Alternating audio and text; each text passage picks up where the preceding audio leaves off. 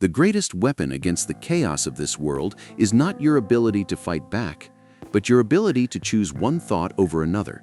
You have likely felt it, the deep fatigue of a high-pressure existence where a single criticism, a sudden failure, or a moment of unfairness sends you spiraling. You lose days of peace to a moment of disrespect, swept away in a current of anxiety that leaves you feeling lost. But there is a way to stand in the storm without getting wet. It is the art of acting as if nothing bothers you. This is not about pretending to be strong or suppressing your humanity. It is about reclaiming the agency you surrendered to your emotions. It is time to stop being a leaf in the wind and become the rock against which the waves break.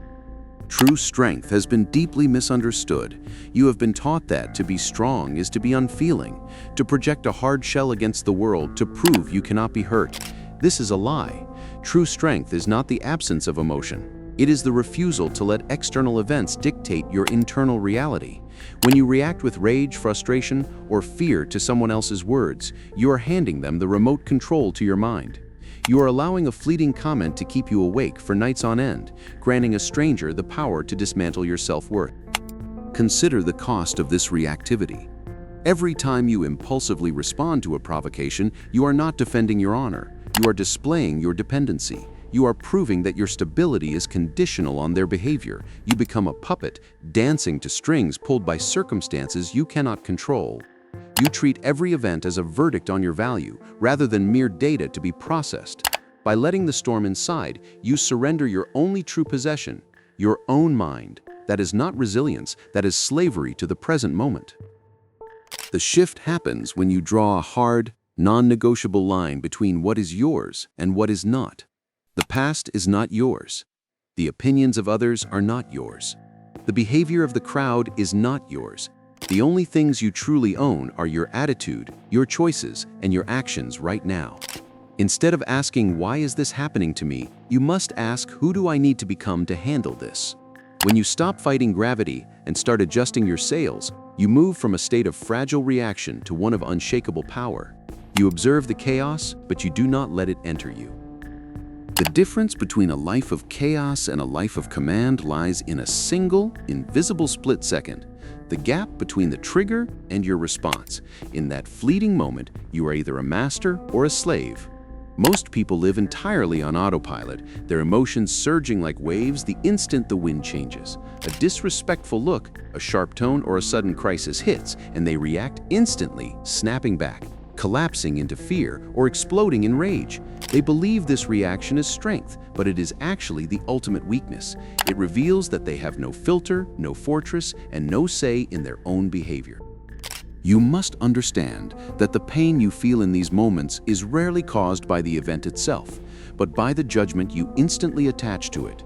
You tell yourself it is an insult, a disaster, or a personal attack, and your body floods with cortisol to fight a phantom enemy. By closing the gap and reacting on instinct, you turn a minor friction into a major fracture.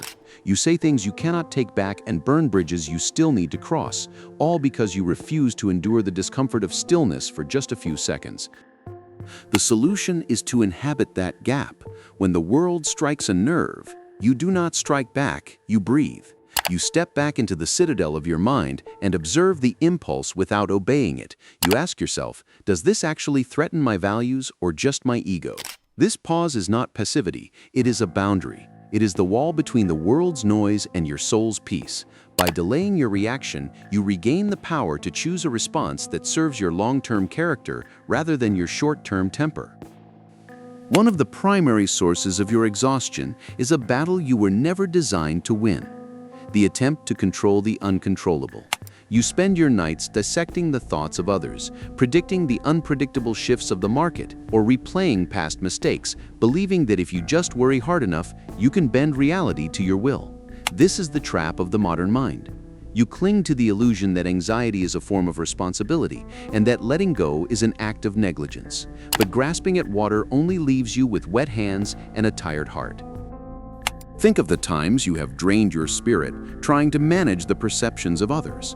You performed, you perfected, and you overextended, only to find that they misunderstood you anyway. The more you tried to control outcomes that did not belong to you, the more you lost control over the one thing that did, your own equilibrium. You became a victim not of the world, but of your refusal to accept the limits of your power. This desperate gripping does not change the future, it only ruins the present. The antidote is strategic surrender. You must learn to distinguish clearly between your effort and the result. Your effort, your preparation, your integrity, your intent is yours to command. The outcome, the applause, the success, the reception belongs to fate. When you place your identity solely in your own actions and release your grip on the consequences, a massive weight lifts. You are no longer gambling your peace on the turning of the dice. You do the work, you honor the process, and you let the rest fall where it may. That is not giving up, that is waking up. You treat your self-worth like a public square, open for anyone to walk through with muddy boots. When a careless comment or a sharp look comes your way, your first instinct is to defend, to explain, to prove you are enough. You rush to justify your existence to people who haven't earned the right to judge it. By doing this, you hand over the keys to your emotional state, allowing their mood to become your mood. You're not protecting your peace, you're asking for permission to keep it, waiting for external validation to tell you that you are allowed to feel okay. Consider the cost of this open door policy. You become a dumping ground for the frustration and insecurity of others, acting as a trash can for their negativity. You spend your days oscillating between anxiety and resentment, wondering if you are as inadequate as they say, simply because you value their voice above your own. History shows us that the most formidable minds, those who changed the world, faced slander and doubt without flinching.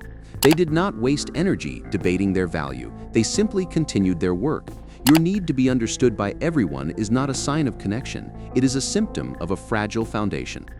The fortress is built the moment you decide that your peace is a non-negotiable territory. You stop setting yourself on fire to keep others warm. You realize that you do not need to attend every argument you are invited to. When you respect yourself, you do not explain your silence. You embody it. You ask, does this criticism actually belong to me? If it does not, you leave it where it fell. You're not arrogant for turning away. You're simply the guardian of a gate that no longer opens for disrespect.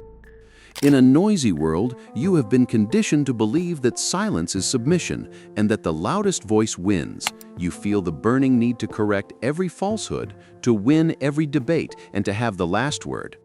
But this compulsion reveals a deep insecurity. It shows that you cannot tolerate being misunderstood even for a moment. By rushing to fill the silence with defense, you reveal your position. You show the world exactly where your buttons are and how easily they can be pressed to make you dance.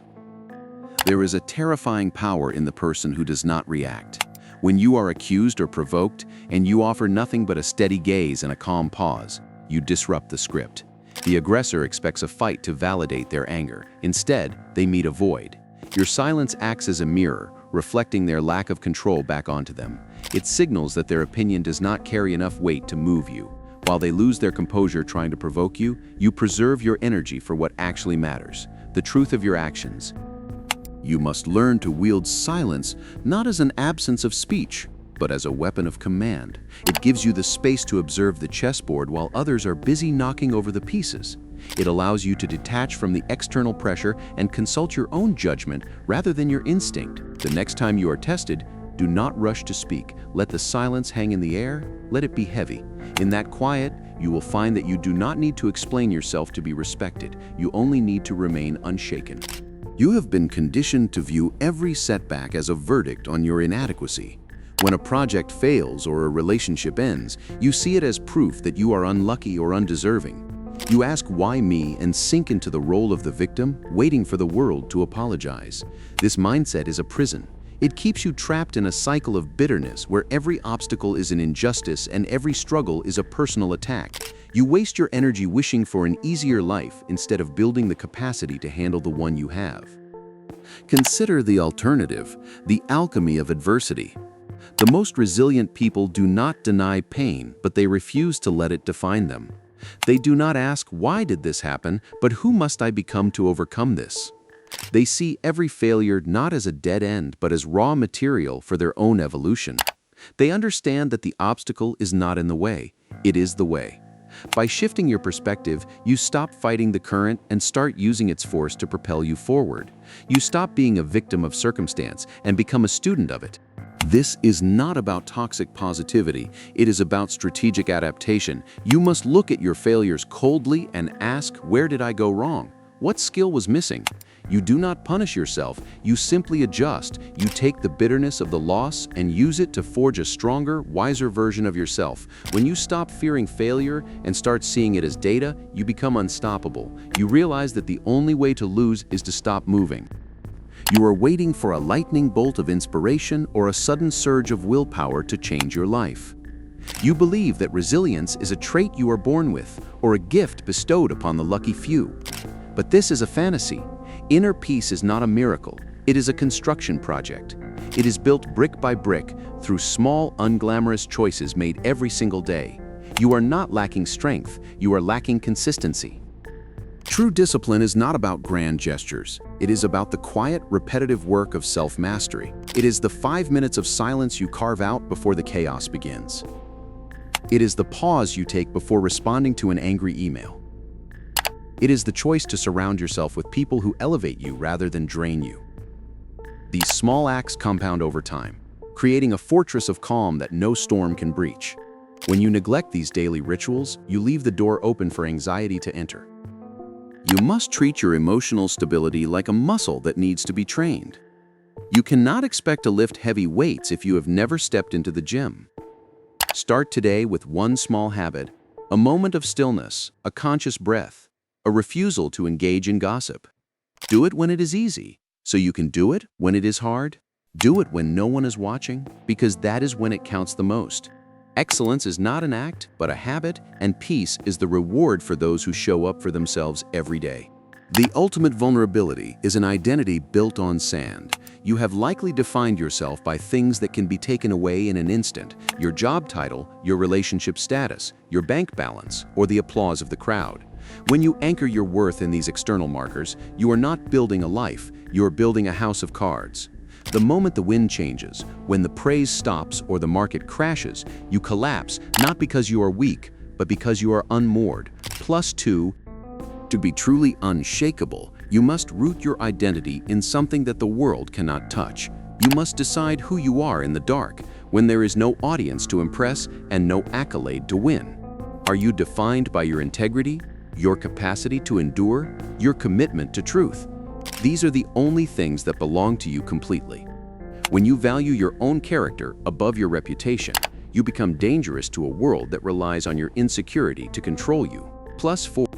You must strip away the labels and ask, if I lost everything today, who would remain? If the answer terrifies you, then you have work to do. You must move your center of gravity from the outside to the inside. You're not what happens to you.